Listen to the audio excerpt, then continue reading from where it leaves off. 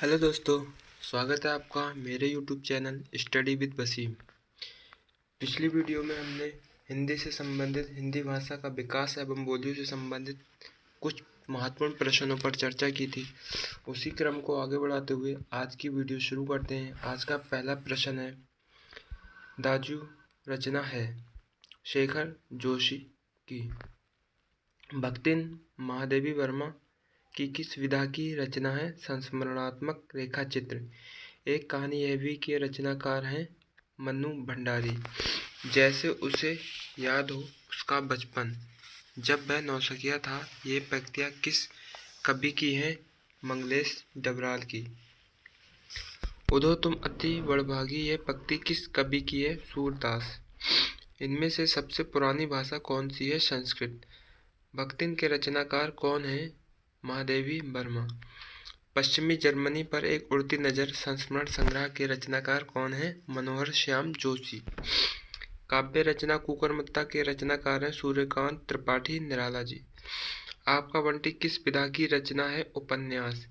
किस कवि को एक भारतीय आत्मा कहा जाता है? माखनलाल चतुर्वेदी।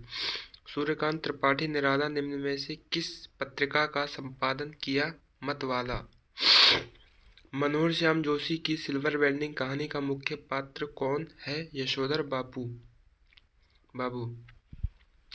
हिंदी भक्ति साहित्य में अष्टछाप क्या है? 8 कवि। हम लोग भारतीय दूरदर्शन का धारावाहिक की पटकथा का लेखन किया मनोहर श्याम जोशी। राहुल संकीर्तन का मूल नाम क्या था? केदार पांडे। कृषक संस्कृति का महाकाव्य कहा जाता है गोदान। निम्न में से पीताम्बर दत्त वर्तवाल की रचना है हिंदी काव्य में निर्गुण संप्रदाय। निम्नलिखित में से शैलेश मटियानी की रचना नहीं है? एक सड़क 57 गलियां। नेक्स्ट क्वेश्चन है, निम्न में से महादेवी वर्मा की रचनाओं के प्रकाशन का सही क्रम है? निहार, रसीम, नीरजा, संध्या गीत। नेक्स्ट क्वेश्चन है, सुमित्रानंद पंत को सम्मानित किया गया था? ए व वी दोनों, मतलब साहित्य अकादमी पुरस्कार और भारतीय ज्ञानपीठ पुरस्कार से दोनों सम्मान से सम्मानित किया गया था।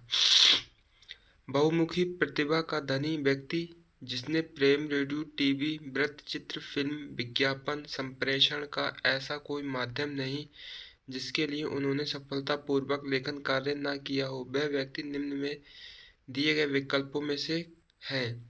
मनोहर श्याम जोशी जी। नए पत्ते के रचनाकार हैं सूर्यकांत त्रिपाठी निराला जी। तूफानों के बीच रिपोर्टाज के लेखक का नाम है रांगे राघव। शेखर एक जीवनी किस प्रकार की रचना है? उपन्यास। अतीत में दबे पांव के लेखक हैं ओम थानवी। जूही की कली कविता के कवि हैं निराला जी। कबीर वाणी के डिक्टेटर थे किसने कहा था? हजारी प्रसाद द्विवेदी जी ने। फिराक गोरखपुरी का मूल नाम था रघुपति सहाय। यह रचना महादेवी की नहीं है, उर्वशी। पथ के साथी स्मृति की रेखा यामा, ये महादेवी जी की रचना है। उर्वशी सुमित्रानंद पंत की रचना है। राम वृक्ष बोनीपुरी ने किस पत्रिका का संपादन किया? जनवाड़ी। क्या भूलूं क्या याद करूं किसकी आत्मकथा है? बच्चन जी की। आदिकाल को सिद्ध सामंत काल किस लेखक ने कहा? राहुल संकीर्तन ने। संगतकार कविता के कवि हैं मंगलेश डबराल। राम की शक्ति पूजा के रचनाकार हैं निराला जी। प्रेमचंद का देहावास कब हुआ? 1936 ईस्वी में। शिरीष के फूल किसकी रचना है? हजारी प्रसाद द्विवेदी जी की।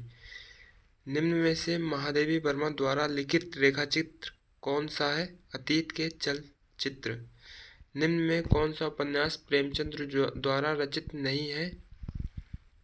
राग दरबारी। रंगभूमि, कर्मभूमि, गबन, ये मुंशी प्रेमचंद जी के द्वारा रचित उपन्यास है। नेक्स्ट क्वेश्चन, नमक कहानी की लेखिका कौन है? रजिया सज्जाद जहीर। नेक्स्ट क्वेश्चन है, निम्न में से उत्क्षिप्त व्यंजन कौन से हैं?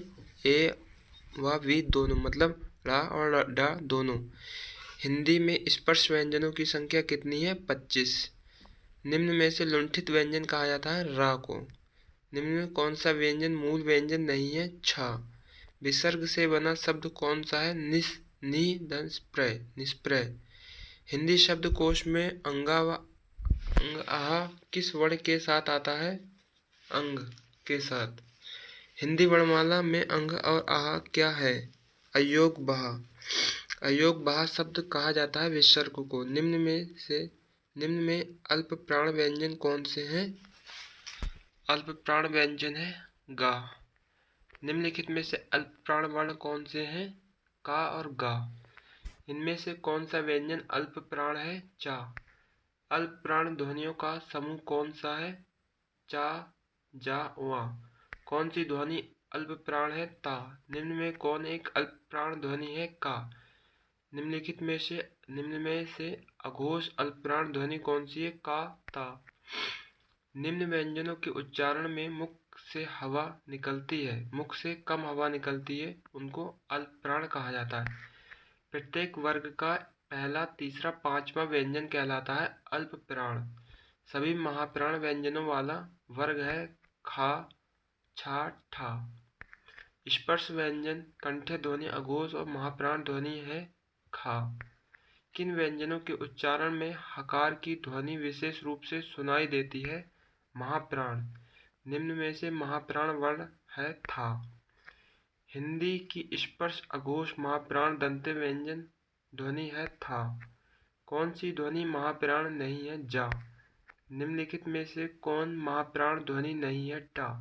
हिंदी की स्पर्श घोष महाप्राण ओष्ठ व्यंजन ध्वनि है भा।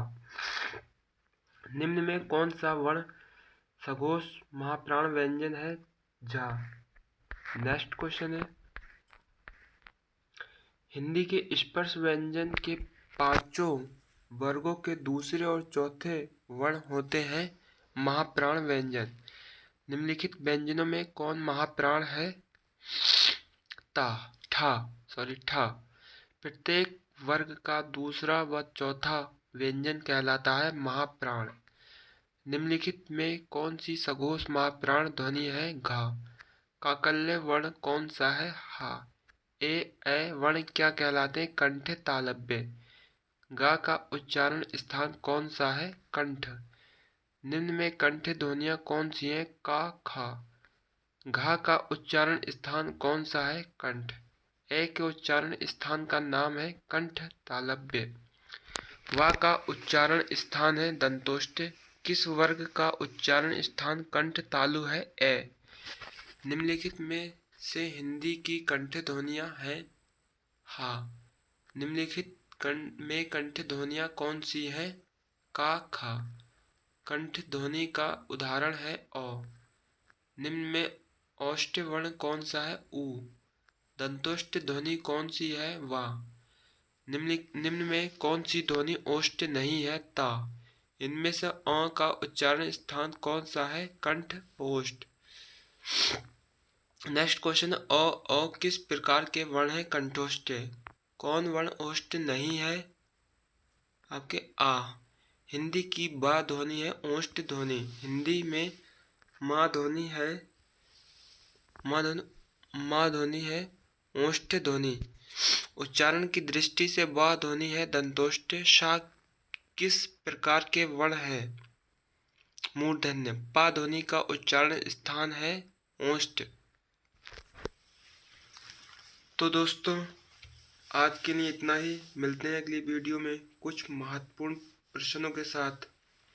अगर आपको मेरे द्वारा बताए गए प्रश्न अच्छे लगे हों तो वीडियो को ज़्यादा से ज़्यादा शेयर करें, लाइक करें। धन्यवाद।